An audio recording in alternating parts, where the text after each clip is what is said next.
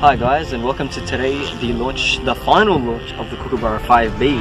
As you can see over there, it is on the launch pad and ready to go. It is not the only rocket launching today though. We also have the Andromeda 1, which will be flying up and testing which way the wind is blowing, so that way we know how to correct the launch pad for launch for the Kookaburra 5B.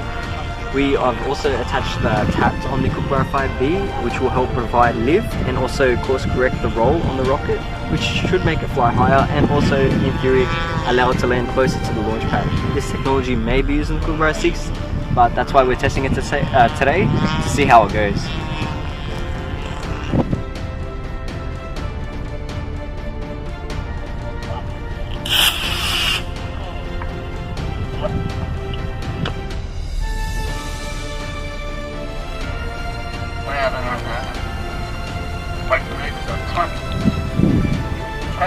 Launch on 5, 4, 3, 2, 1.